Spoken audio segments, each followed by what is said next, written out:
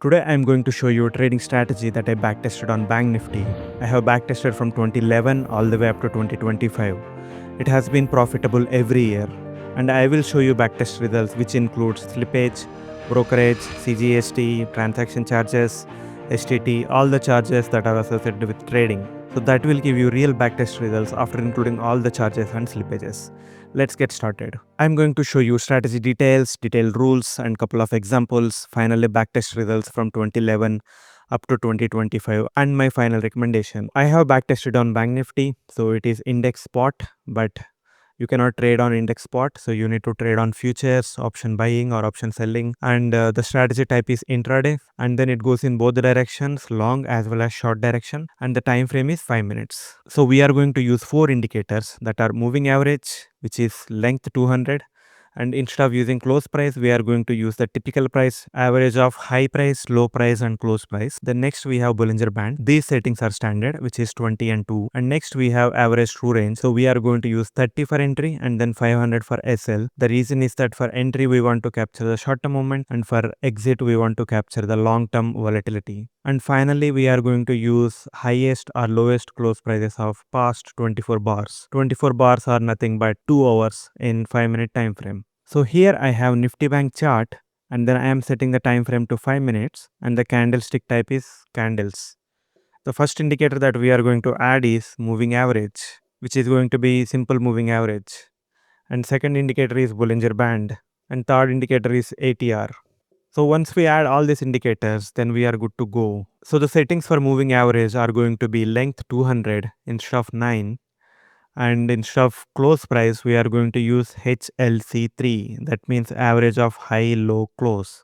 And then for Bollinger band, we are going to use standard settings, no change. And I am going to just turn off the median band, which we are not going to use in this trading strategy. So we just keep upper band and lower band. So let's look at the buy rules first.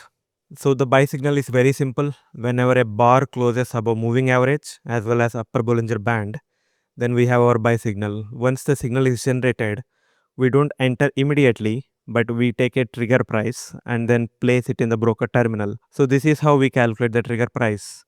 We take the 24 bars close prices and then calculate what is the highest price of it. Plus we are going to add 2.5 times of ATR. Once we are into the trade, then stop loss is going to be entry price minus 2.5 times of ATR. Here we are taking length 500. The reason is that the 500 length is very long, so we capture a kind of long-term volatility over several days. But if stop loss is not triggered, then we square off the trade at 3:15 p.m. Remember, this is an intraday trading strategy, so we have to close the trading strategy before the end of the day. You should never carry forward to the next day. We will come back to the important points, but let's look at the sell rules quickly before we move on to the chart. Sell rules are exactly opposite. So whenever bar closes below the moving average, below the lower band of the Bollinger band, then we have our sell signal. Here we are taking the lowest close of past 2 hours, and then we are subtracting 2.5 times of ATR 30. Once entry is triggered, then we place our stop loss at entry price plus 2.5 times of ATR. If trade is not exited because of stop loss, then we square off at 3:15. So from this trade log, I am going to take the most recent trade on the 3rd September. So here I am on 3rd September, 9:15 candle. So you can see this candle closed below the Bollinger band and closed below the moving average. So that means we have our sell signal. Now we need to calculate sell trigger price. We need to get last 24 bars lowest close price. So that means from this bar, if I have to go 2 hours back, since market closed at 3:30, 1:30 is going to be 2 hours. Since we are counting this candle, so I am going to start from 135. The lowest close we have on the current candle only, 53,584.9. If you are new to TradingView, you can see the prices over here when I put my cursor here. So here the close price is 53,584.90. So let's add that to our sheet.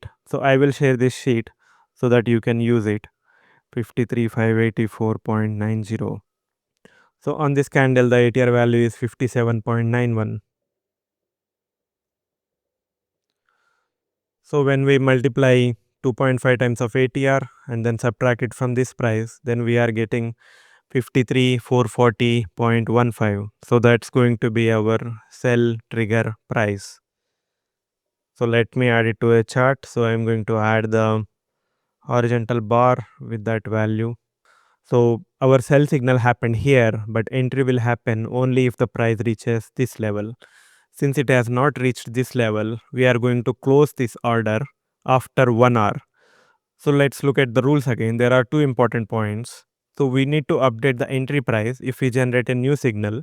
And second case is if entry is not triggered within 1 hour, which is 12 bars, then we are going to cancel that order and wait for new signal again. So in this case, we don't have any new signal here because the price is closing into the band, and then all these things are closing above bands, but they are still below the moving average, so they are not generating buy signals. And then we don't have any other sell signal. Since we placed our order at 920, then we are going to close the order at 1020. Price has stayed within the band, so we don't take any trade throughout the day. And towards end of the day at 2 o'clock 205, we have a candle which is closing above both the bands, upper Bollinger band as well as the moving average. We are going to calculate highest close of last 24 bars. So from 205, we need to go all the way up to 1205. So you can see the highest close is nothing but this bar close only. So which is 53874.05. So we are going to get ATR value at this price. ATR 30 is 46.38. So we have our buy price at 53,990.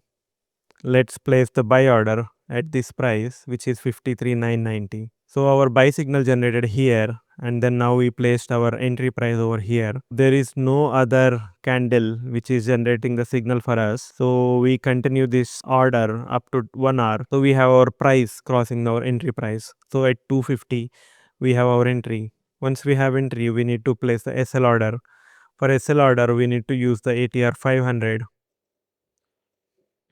So once we use the ATR 500, the value is 49.56 and our SL is 53,800. So our buy signal generated here, and then our entry price is calculated at this price, and it got triggered at 250, and we placed our SL at this price. But as you can see, it did not trigger the SL price, and then we need to close the trade at 315. So when we close the trade at 315, the open price is 54,096. So we are looking at this row. The entry value is 53,990, the way we calculated, and it got triggered at 254, and it's a buy trade. And exit happened at 1515, which is 54,096, the way we calculated. And you can see profit is 106 points.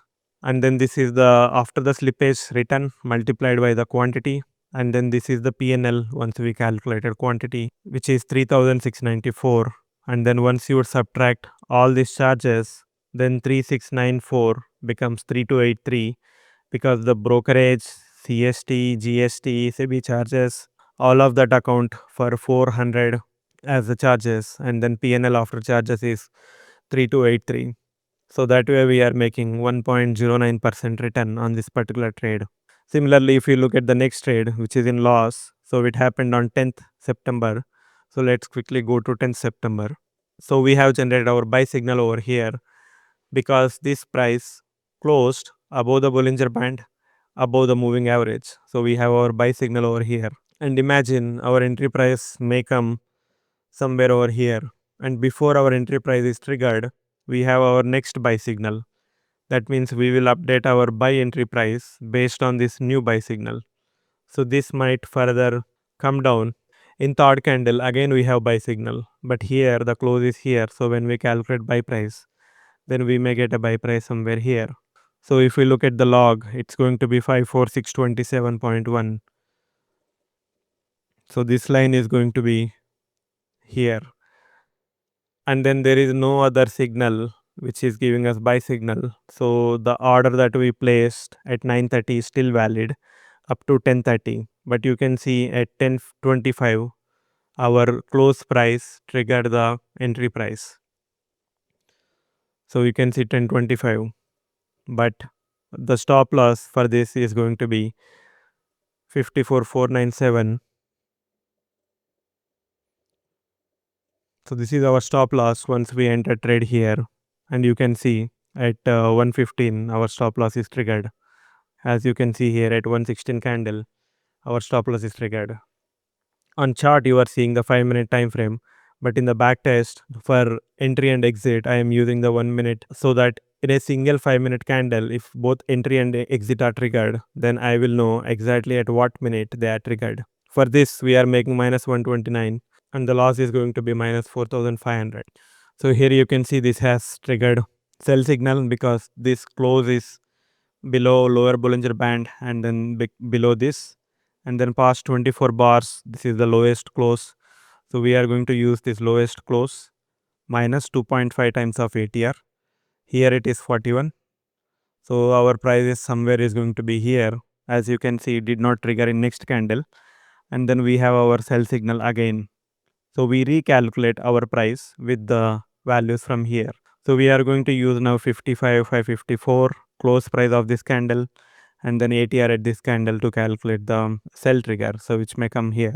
Again you see sell signal generated here, so we will update the sell price, and then again you see sell signal generated here, so we will further update the sell trigger price, and then even this candle closed below the Bollinger Band. So we are finally going to use this candle lowest price and then calculate our entry trigger price. Since I already have the value, I am going to show you where it will come. So once we use the values over here, then this is going to be our sell trigger price. There was no further sell signal, and our entry is triggered over here before 1 hour at 10 o'clock. You can see at 10:01 it got triggered. So when we place the SL order, it will come somewhere over here. SL order is not triggered throughout the day.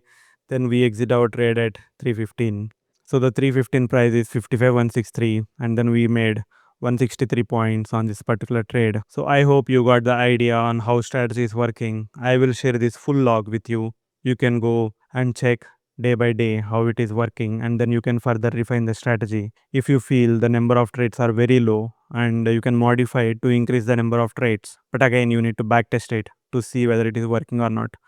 For example, you can see in whole September we have only 2 trades, and in August we have 3 trades, and in July we have 3 trades. In June we have only 1 trade. You cannot use this strategy if you are doing active trading, because you cannot keep on modifying this. Ideal way is to do this strategy is to automate it and then forget about it, since it is not triggering the trades every day, so you don't have to manage the trades very actively. Even if you are going to office, automating your trades, and then this triggers set rates once in a while. The strategy rules are so simple so that you can manage even manually if your code is not working or if your broker is down or something like that happens. Alright, let's move to the backtest results. So I used all this data along with all these charges in Python to calculate the backtest results, which I am going to show you now.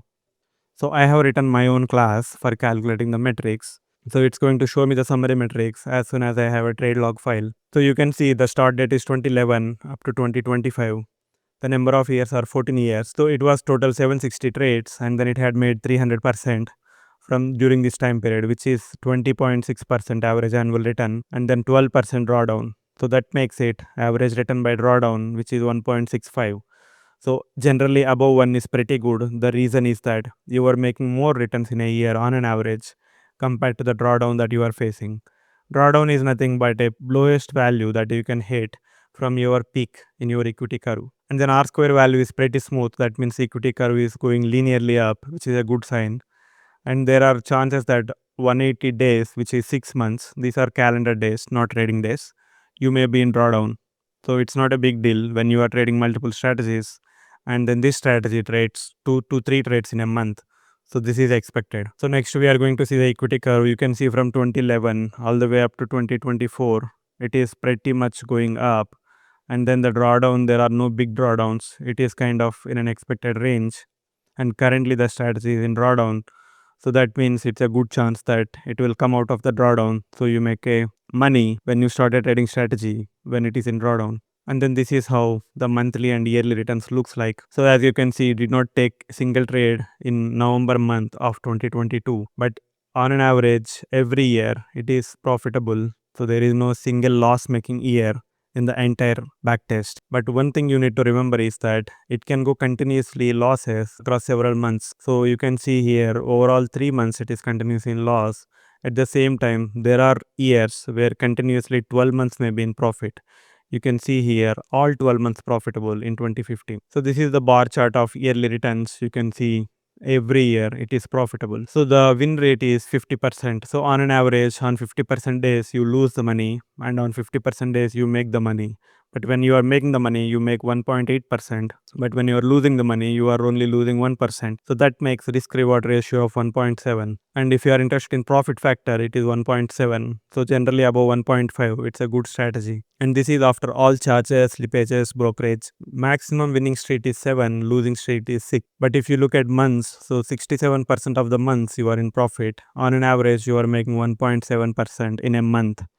So ideally, if you are pledging your money, which are your investments, and then if you do intraday trading, then you can use all your money on this strategy. And on an average, if you are doing 1.7% return with very low amount of trading, then I think it's a very good strategy. In a month, maximum you can make 22%, but you might lose 7% as well. Monthly, you have 22 winning streaks, and you have 5 consecutive losing months. So these Monte Carlo results tells us what is the worst case drawdown that can happen. So even though we are seeing there is a 50% chance that 17% is the drawdown, and in our case it says 12% in our backtest, so that is just a 5% chance. But there is a 95% chance that your drawdown can be 26%. So you need to manage your capital along with this drawdown in mind. So when you hit 26% drawdown, you basically stop trading the strategy. So these are the more detailed metrics. So far we have seen without compounding. For example, if you are compounding your money, that means you are reinvesting your profits into your trading strategy from 2011 all the way up to 2025. Then instead of 300%, your returns would be at 1600% if you are compounding your money into this trading strategy. But mostly people don't do that. Every year they might rebalance some of the money into investing, and then they might put some of the money into new trading strategy. But this is just for a reference. So before we close this video, there are some 3 important rules that you need to remember. So you should not take more than 3 trades in a day if you are doing intraday trading. But in this strategy, you don't get 3 trades in a day. But that is the max limit in case if you get it. And you should not take any entry before 9:20 and then after 3 p.m. So you should also not take any new trade if you are already in trade or if you are already signal is generated. So these backtest results, we already gone through it, but I will share with you this full PDF report so that you can go through it at later point of time. So this inclusive of all charges, slippages, brokerage, transaction charges, everything. So we have discussed you should stop trading strategy when it hits 26% drawdown. So this is a quick comparison. If you consider slippage and charges, what will happen? So instead of 24% return, you get 21%. So this is not a big difference compared to what we see in other trading strategies. Since number of trades are very low, the impact of slippage and brokerage is also low. That means you don't have to worry about them too much. So to summarize, this strategy is pretty linear from 2011 to 2025, which is a good sign, with an average annual return of 21% with just 12% drawdown. So that gives us 1.6 return by drawdown ratio. More than 1 is generally good. And win rate is 51%, so you have to adjust with that. But risk reward is pretty good, which is 1.74. Since you cannot trade this strategy in spot, either you can trade in futures. So whenever you get entry in spot, then you can place order in futures. So you more or less get same results with some minor differences. Since number of trades are very low, you can do option buying as well. So your returns might be lower, considering if you are doing ATM, then your returns are going to be roughly half, but your margin also reduces. So overall returns may be double or same. Do different kinds of strategies with hedging and all those things to reduce the drawdown further and to reduce the margin further. So like I always say, you cannot make money with single strategy in stock market.